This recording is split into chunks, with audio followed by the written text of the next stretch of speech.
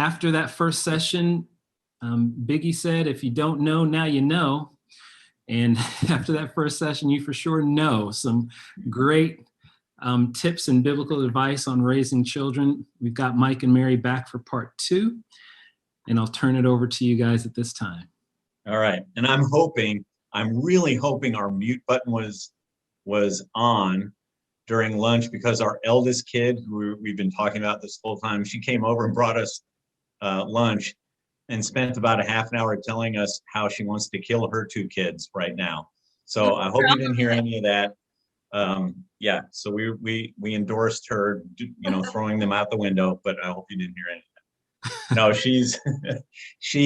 No, we've talked about her a lot during this workshop. We have had sweet revenge because her 2 children are exactly like she is. Oh boy. She comes and says, how did you put up with us? That's how. So thank you for coming back. So let's say, here's where we're going to start. Let's say you've done all the things we talked about this morning, and you've been perfect parents, biblical, spiritual parents, yet for some reason, now this might be a shock, your kids are still disobedient and still try your nerves. How can that possibly be if you've done everything right? It's because they have free will and their own little temperaments. That's how. So we're now going to have a talk about a very contentious topic, which is biblically based discipline. Now, this is a topic to which Mary and I have devoted an inordinate amount of time and effort over the years. And there is no more contentious a topic in the whole world of child psychology than discipline. Why? Because even the experts, see my air quotes, even the experts on child psychology differ wildly from one extreme to the other on how best to do discipline with kids. When our parents were growing up, like I said, Mary and I are both the products of the greatest generation, the World War II people. It was all discipline. Our parents believed in discipline and spare the rod, spoil the child, and don't, enable kids and make them pull themselves up by their bootstraps. So that's the way it was in the 60s when we were growing up. Then later in that decade, all the experts said, no, children should be allowed to express themselves and parents should not put too many limits on their kids. And now you see where that's gotten us now that we're in the 21st century. So this is the deal. Psychological research changes. And Tony, is my screen sharing correctly? Yes, it is. We see your slides. Good. So what is correct today when it comes to worldly research on child psychology, what's right today, I promise you, give it 5 years, 10 years, it's going to be wrong tomorrow. That's why one of our favorite scriptures is 1 Corinthians 1:19. You don't have to turn there because I'm going to read it to you. I will destroy the wisdom of the wise, the intelligence of the intelligent I will frustrate. Experts can't tell you for certain what's best for your kid, but God can. So we're going to talk about biblical discipline. We need to go to God and follow what he says about discipline. And what we're about to say, we didn't learn it in graduate school. We learned it, again, I said this morning, from the Bible and watching good Christian parents who did this themselves. And because, once again, we've seen how the world messes up discipline. The first thing we need to do is define discipline. Because when we're talking about disciplining a child, what do you think of first? You immediately go to punishment. That's what you equate discipline with punishment. But discipline is a system. If you look at my definition there, it's an entire system of training your child's behavior, attitudes, and beliefs, and thinking so that at some point they discipline themselves. So punishment is just a part of this whole training regimen. It isn't discipline itself. Punishment's just a part of it. The rest involves teaching, correcting, encouraging, and modeling. So let's look at some of the biblical bases for discipline. So you knew we were going to go here, Hebrews 12. And you've forgotten that word of encouragement that addresses you as sons. My son, do not make light of the Lord's discipline and do not lose heart when he rebukes you, because the Lord disciplines those he loves, and he punishes everyone he accepts as a son.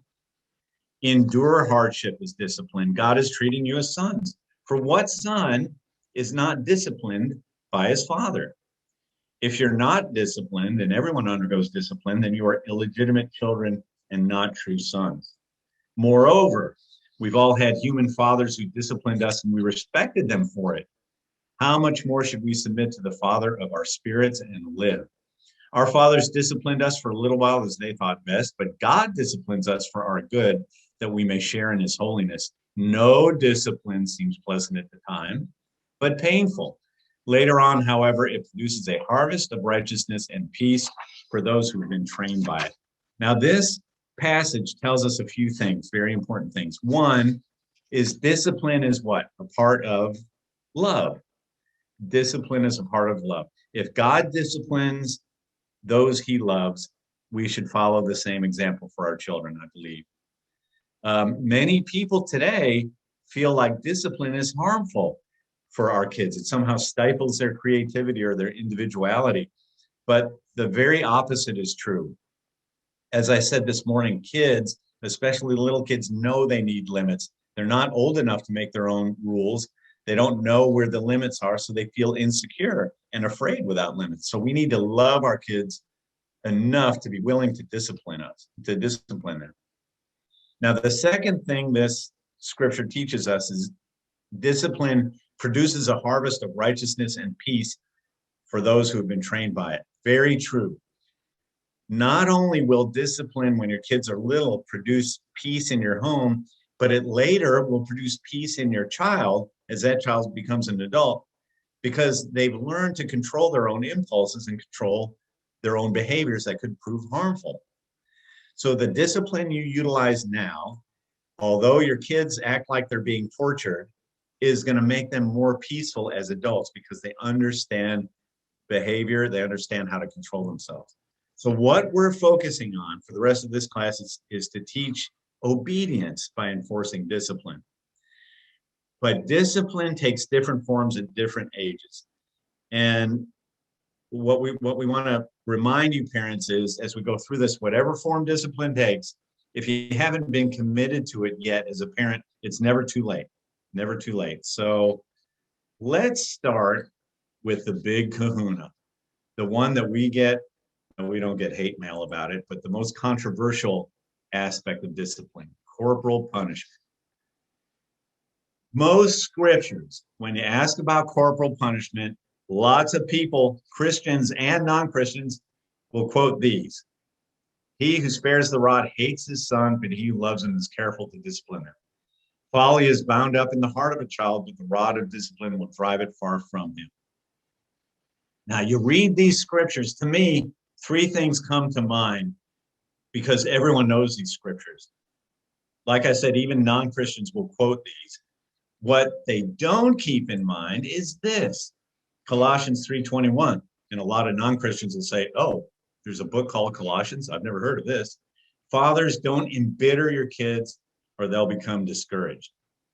So these scriptures, we'll talk about the rod scriptures in a minute, but these scriptures tell us to watch ourselves, to temper our punishments, and make sure the punishments fit the crime so as not to exasperate our kids. That's why in the Old Testament, the whole principle of retributive justice, an eye for an eye, tooth for a tooth, God put that in there prior to Jesus to make sure that we didn't abuse people, that we punished them, but we didn't make the punishment excessive for the crime. So lots of parents misapply the rod scriptures by using them to justify their own impulses, their own anger, their own abuse. They misuse punishment, and then they say, spare the rod, spoil the child. That's not what we're talking about here.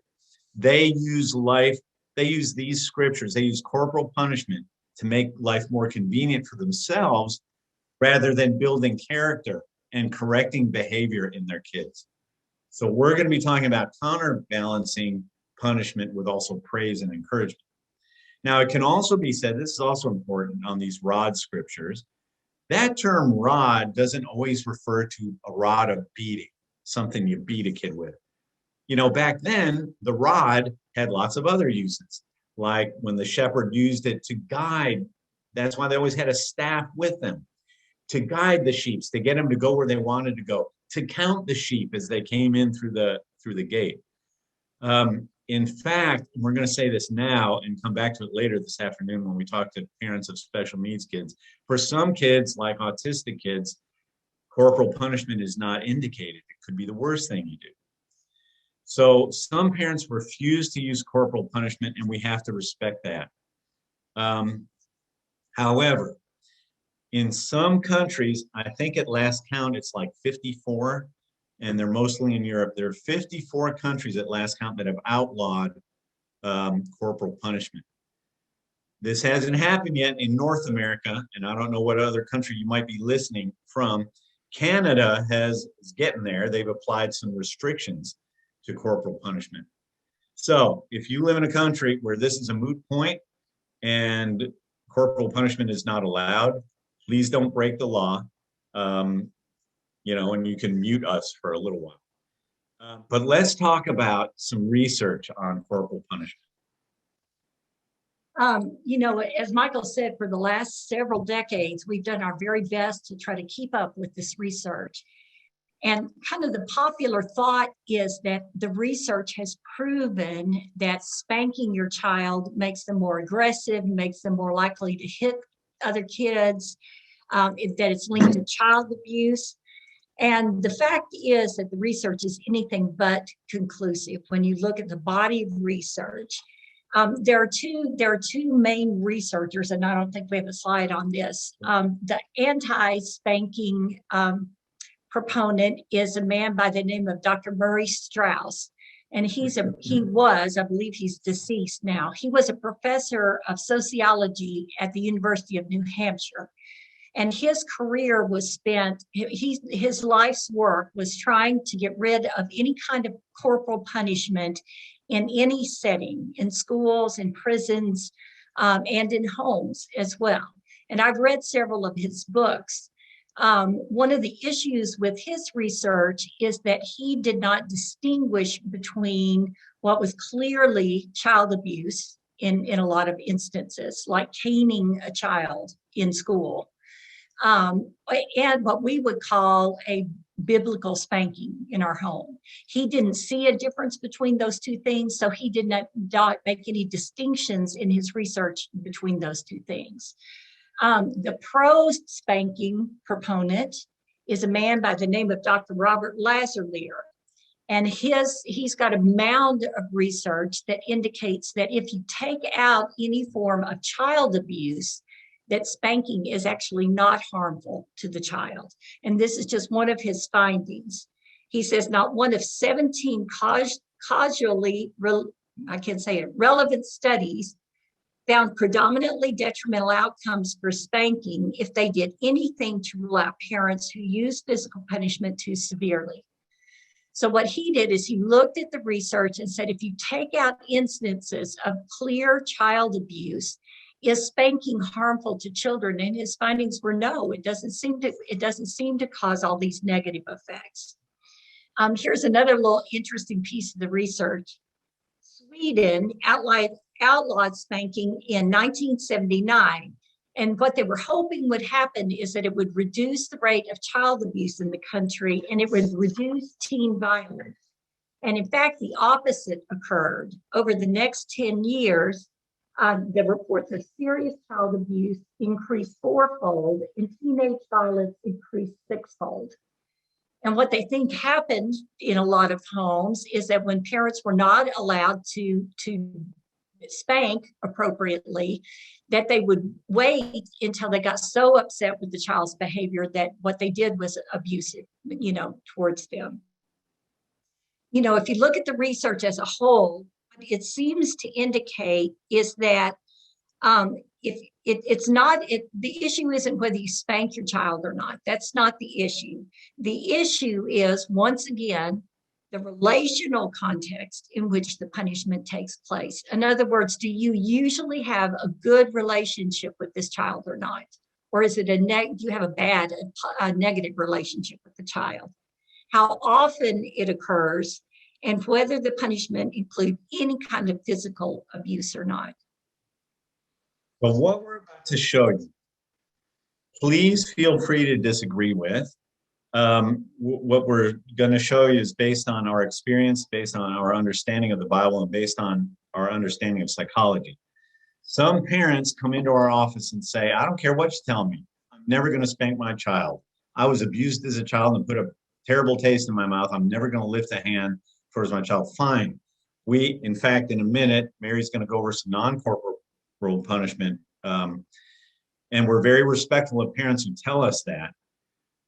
So feel free not to listen to this next part if you like, but when applicable and when this is acceptable to parents, we believe that corporal punishment is a good thing for two reasons. One is that it's immediate. When we were learning how to be psychologists, we learned all the classic experiments with mice and pigeons and rats and stuff like that. And one of the conclusive findings was punishment is only effective when it's immediate. When a child has to wait until your father gets home, or wait until we get out of this restaurant, or wait until tomorrow, punishment is less effective. Corporal punishment is a thing that you can do immediately. The second thing about it is it's impactful, which is another thing that the research shows. The more impactful the punishment is, the more it means to the organism, the more effective it is. So corporal punishment, just basing it on strictly psychological principles, when done correctly, which we're going to talk about, it has an impact and it's immediate and then it's over. No requiring the child to remember the offense for hours. No, now we can get to loving the child. We've just done this punishment. So when it's a good choice, we have what we call the 3D approach to parenting. And I fully intend to copyright this someday, or, put a little T trademark thing I said. It's a whole system we've come up with of corporal punishment that is designed to target 3 misbehaviors. So when parents come to our office and we say, what do you think's wrong with your child? What struggles are you having? We get this litany. They bring out a scroll as long as an Isaiah scroll and say, I don't like it when he does this and that, and he does this and he does that, that's bad. And we get this like litany of things, of offenses. We have to say, look, if we try to take on all of these things, you're going to get frustrated. You're going to be doing nothing but punishing this child. So first thing we have to do is narrow it down to 3 things. In Mary's and my experience, all kid offenses can be one of these 3 things. That's why we call it the 3 Ds. Disobedience. What is it? It's whenever a kid does not do what they're told to do the first time. Now, lots of our colleagues do the 1, 2, 3 approach. You give them to the count of 3. In our opinion, what does that do? If you give a kid 3 chances, most kids who are smart are going to go get until the 3rd chance, and then they'll do, so the first 2 chances are meaningless. So disobedience, and you're going to explain this to your child if they're old enough. Disobedience is when we don't do what we tell you to do the first time. What's disrespect? This one is pretty tailorable for your child. A lot of stuff can fit into disrespect. You know how when mama tells you to do something and you give me that face, or you stomp your foot, or you throw something, or when you call your sister a bad name or your brother a bad name, all of those are disrespect. And then the last D is dangerous behavior, which is anything that endangers themselves or others. When you cross the street without looking, when you jump out the window, when you throw your sister out the window, when you touch that hot stove, when you get into dad's power tools, any of those go under the D. So when a parent is ready to do this, and let me tell you, this is another thing. A lot of parents come into my office and they say, I never thought I would want to resort to corporal punishment. However, I'm at my wit's end. I'll do whatever you tell me to. this kid's driving me crazy. So usually parents are a little more amenable to this after they've had some experience with parenting. So this is what we tell them to do using the 3D approach. Number one, you're going to teach your child what these three things are. And you're not going to do it in the midst of being mad at them about something. You're going to pick a day where everyone's happy, no one's mad about anything, and your child has a sparkly little happy face on. And you're going to sit them down and say, honey, there's some things going on that mom and dad can't, or mom, or just dad if you're in a single parent house, can't tolerate. We can't let this go on anymore. The first one is disobedience. Do you know what that is? And the child's going to say no. And you're going to say it's whenever you don't do what we tell you to do the first time. Disrespect, do you know what that is? And the child's going to say no. It's whenever you call someone a name or stomp your foot or you put on that face, you know what I'm talking about? They'll know what you're talking about. And the last one is dangerous behavior. You know what that is? And they're going to say no. It's remember yesterday when you inserted the pencil into your own ear? That's dangerous behavior. Every time you're going to tell your child, every time you do this, one of these D's, we're going to give you a spanking. Now let's at this point talk about what a spanking is. Number one, we believe in, someone just chatted one word D, which is dishonesty. Actually, you can layer that one into disrespect or even disobedience. If you've already told them to stop lying, then if they keep lying, then it's disobedience. So you see, the 3 Ds are a 3 fit all. Anyway, so number one, Mary and I believe not to use the hand for spanking for a couple of reasons. One is, to tell you the truth, with a hand, frankly, you can't do that much impact. You know, your hand is made of flesh and, you know, it could get hurt. Number two, and more importantly, if you spank enough with your hand, eventually the child's going to get sensitized to your hand. So every time you reach out, they're going to go, wait, you were just going to pat me on the head. Sorry, mom. So we believe in using an implement. We tell parents, no, you know, we live in the South. What do you do in the South? When my parents wanted to spank me, they went out and made me cut a switch off the willow tree or the hickory tree. And then I get whipped with the switch. Nothing that could cause actual damage or cuts or bruises or anything. Not only because it hurts the child, but this is a very litigious society and we don't want them going back to school with a bruise. No belts, because a belt can fly, you know, the buckle can get loose and hit the child in the eye. So what we do is promote using something that now people like a spoon. Most wooden spoons are a little too light. So when our kids were little, the first thing we tried was those little bolo paddles, you know, boing, boing, boing, boing. We tried those first. We probably busted through 3 or 4 of them before we said, okay, this is not good. Threw that out. The next thing we tried were ping pong paddles. In my judgment, they were too expensive and, you know, no, we don't want to use them. So we were wondering what to do. And we took the kids with us to go spanker shopping on a good day when no one was mad. So we went to a Toys R Us. I don't think they exist anymore. And we shopped around, and there in the section with summer sports equipment was this game. It's one of those, it's a little tiny ball and you take it to the beach and you have these big paddles and you paddle it back and forth. This paddle, not only did it have sufficient circumference to make an impact without hurting, it distributes the force, so there's no real damage. It had this graphic on it, this pair of monsters, like hieroglyphic monsters doing this. And I went, oh, this is so what we're using. It met my standards. It had a styrofoam handle, so I wouldn't hurt my delicate hand while I was holding it. It was 3-ply, so it wasn't going to break easy. And I'm like, yes, this seems to have good, sufficient properties to use as a spanker. So we all bought it, and we even named it Mr. Spanker. So this was the spanker. The next thing we tell parents is, if you buy a spanking implement, you're going to make it as hard as you can for you to get hold of it. So at the time, we were living in a 3-story house with a laundry room way upstairs. We kept the spanker on a shelf in that laundry room and made it as hard as I could for me to get it. In that way, in the time between me deciding to spank the child and actually spanking it, it would buy me some time to make sure I'm calm, make sure I'm not going to be abusive. So we told the children, every time you do one of the 3Ds, you're going to get 3 licks. Now, a lick is a square spank on the bottom.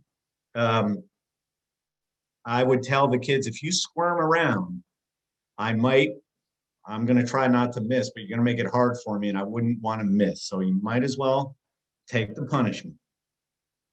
So every time you do this, you're going to get 3 spanks. Then what happens?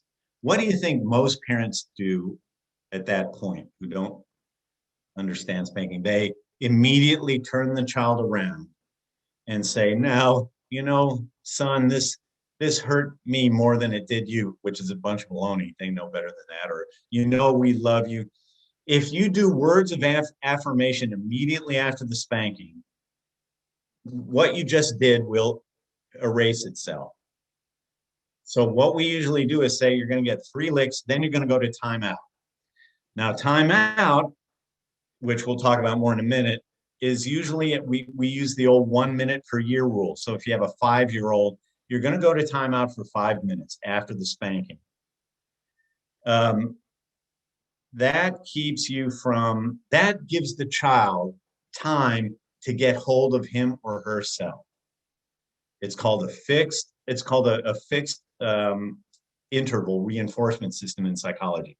You're going to go to your room for 5 minutes. During that time, if you're yelling and screaming, fine. When I come up there in 5 minutes, if you're still yelling, screaming, calling me names and throwing things, it's another 5 minutes and another 5 minutes until you get control of yourself. Then, once everything's under control and he or she has taken control of him or herself, then you do the affirmation. Number 1, do you know why you got the spanking? No, it's because you were disobedient. Do you remember what that is? No, it's when you don't do what we tell you to do the first time. So you're going to reteach this 100 million times.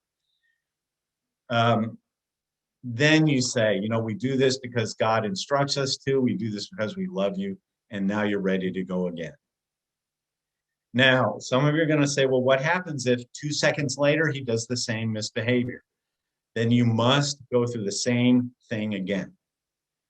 We tell parents, if you want to start this process, there are going to be days at the beginning where you feel like you did nothing but beat that child all day.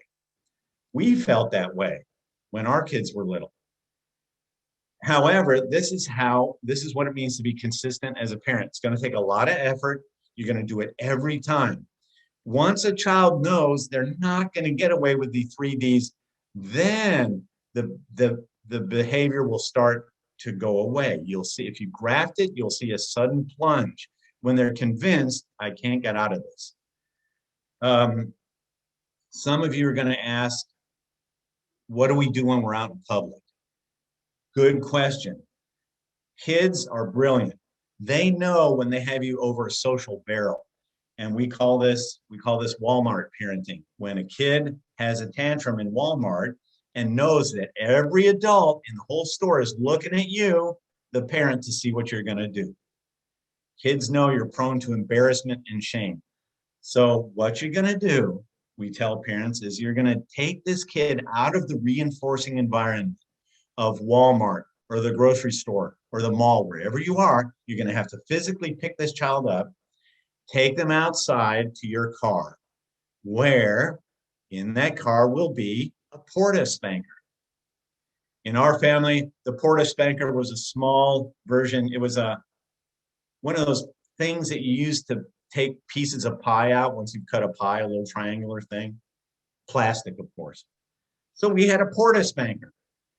The effort was we had to drop the groceries, drop whatever we were shopping for, leave it on the floor if you have to. Carry that child physically, if need be, out to the car. Do the same thing. Do you know why I brought you out here? And do you know why you got there spanking? And now we're going to wait until you calm yourself down, then we'll go back in. Now you prep the child before you go out in public. You prep them and you say, son, we're going shopping. Now, some days when we go shopping, I can buy you a toy as a reward for being good. This is not one of those days. Mommy just has to get a couple of things and then we got to leave. So, you prepare them ahead of time. You're not going to get a present. We're going to hit and run, come right back home. So they know what to expect ahead of time. The point they have to learn is the circumstances don't change depending on the environment. Whatever your environment you're in, to the best of our ability, we're going to employ the same rules and punishments and consequences. Now, some of you are going to ask, when do you start spanking if you do it this way? Well, we like to say as soon as a kid is capable of purposeful disobedience. How do you know when that happens?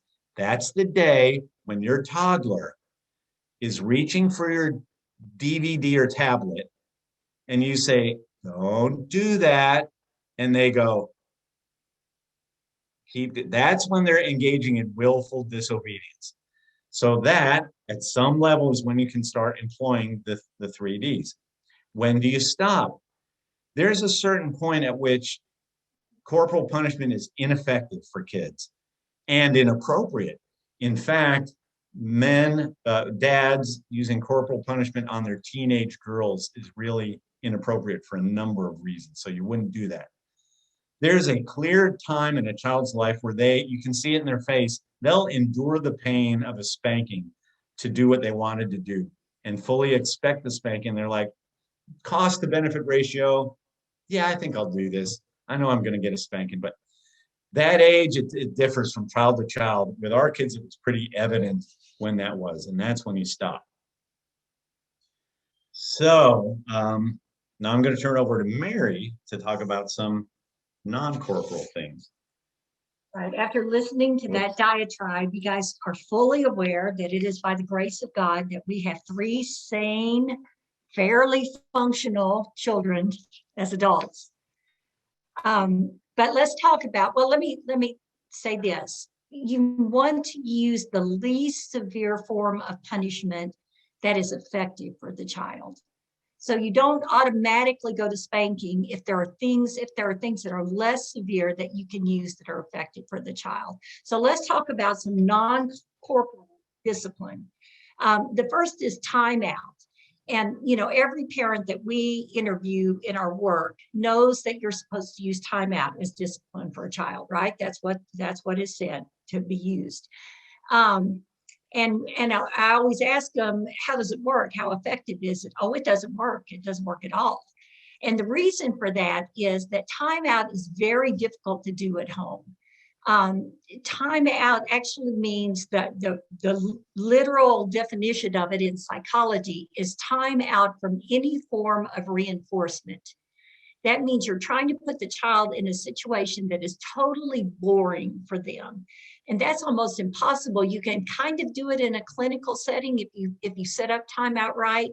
At home, it's very difficult to do that.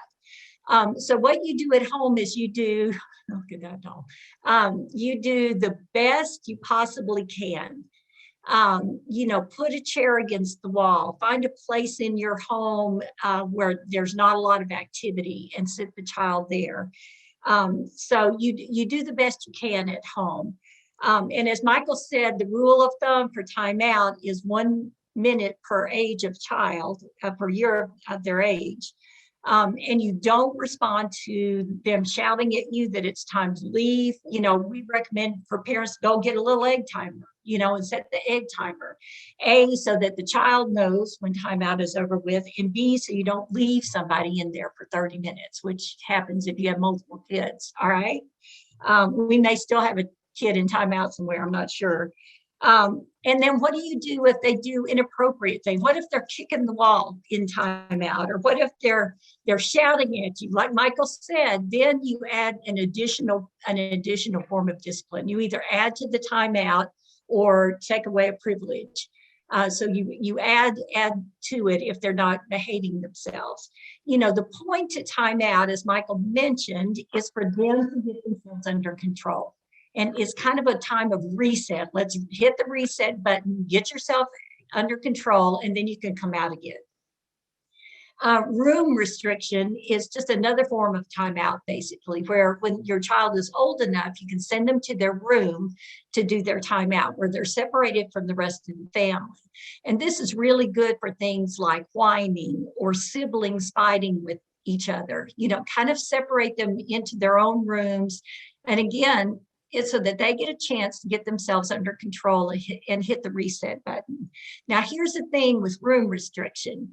If your kids have the newest gaming system and a hot tub and a wet bar in their bedroom, then it's not effective. All right. So you've got to set the environment up so that if they're sent to their bedroom, it is somewhat boring and they're missing something that they want to be enjoying. After about age, I would say 8 or 9, probably the punishment of choice is loss of privileges. And these days, it is taking away electronics. Let's be honest. All right. You lose your cell phone, you lose your tablet. In our day, it was losing TV privileges a lot of time. You know, you lose your video game for a day. Now, the great thing about this is that it's a very effective and natural form of discipline. The kids hate it, and it's actually good for them. Don't tell them, but it's actually good for them to be off their tablet for a day. You know, it won't hurt them. They won't die. Nobody's going to call protective services, you know, but it's very effective. This is the discipline of choice for preteens and teenagers, I would say, is you lose a privilege. You know, you lose your car keys for a week, or you lose your cell phone for a week. Now, what you do want to do is you do want to put a time restriction on that. All right. You lose it for a week, and then we'll give it back and we'll try it again. Or you lose it until you get your grade up to a passing grade. You know, so it needs to be a very set time when they get that privilege back. Okay.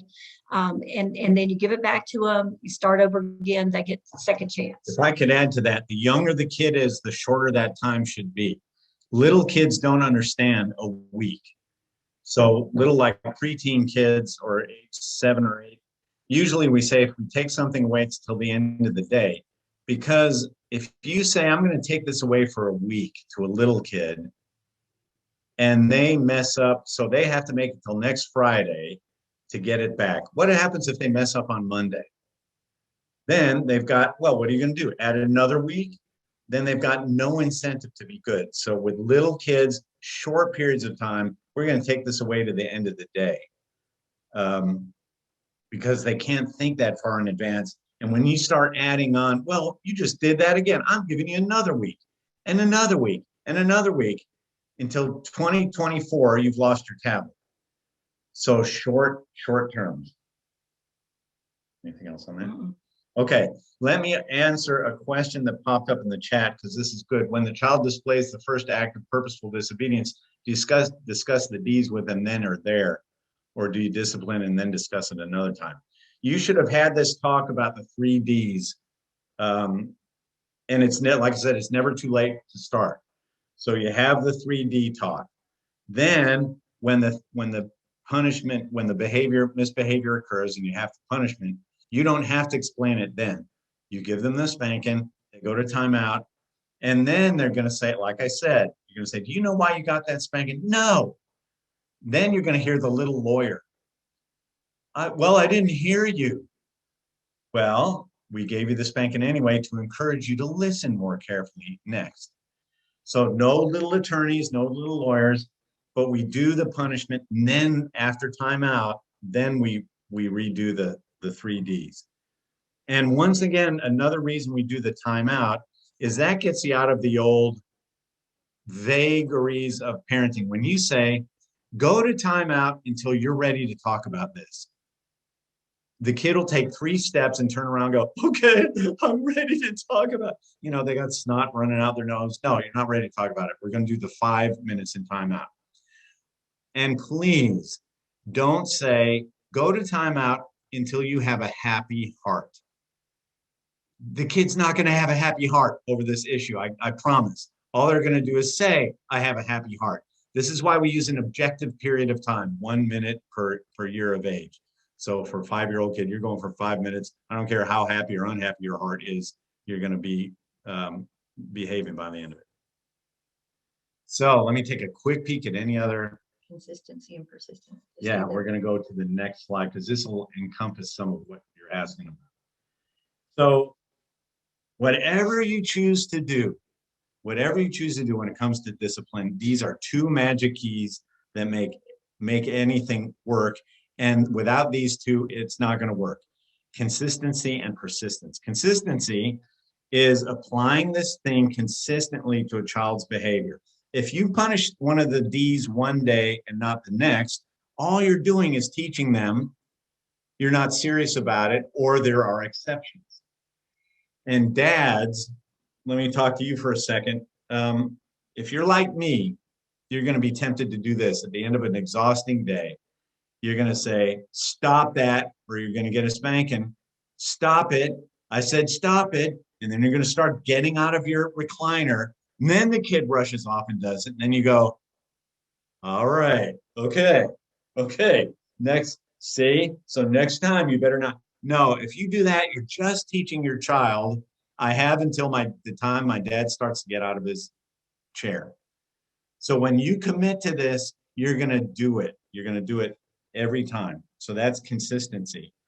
And again, it helps to sit the child down, explain specifically what behaviors you're working on and what kind of punishment you're going to apply every time it occurs.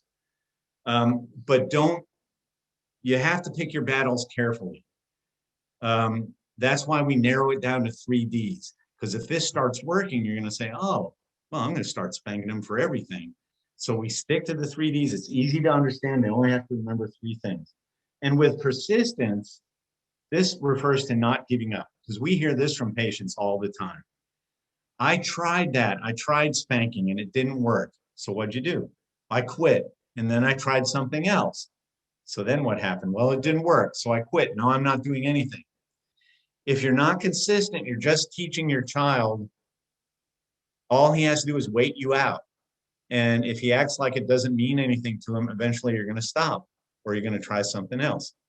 So I tell parents, you're going to do this. You're going to be persistent and never give up. Even if you spank this child and he turns and laughs in your face or says that didn't hurt, it doesn't matter. He's got to understand a price has to be paid for every infraction. Okay, so everybody, again, thank you so much, Mike and Mary, for all this great input and wisdom that you've given us. Everyone, let's take 5 minutes, just a 5-minute break. We'll be back at 1:21, according to my watch. Okay, 1:21, and we'll continue with the culture of parenting. And this next class, Mike, is about teens and teens with special needs issues. Is that right? Well, no, it's teens. And then after that is a shorter class for any age kids with special needs issues. Okay, so this upcoming class is for teenagers. So 5-minute break if you have teens. Come back in 5 minutes.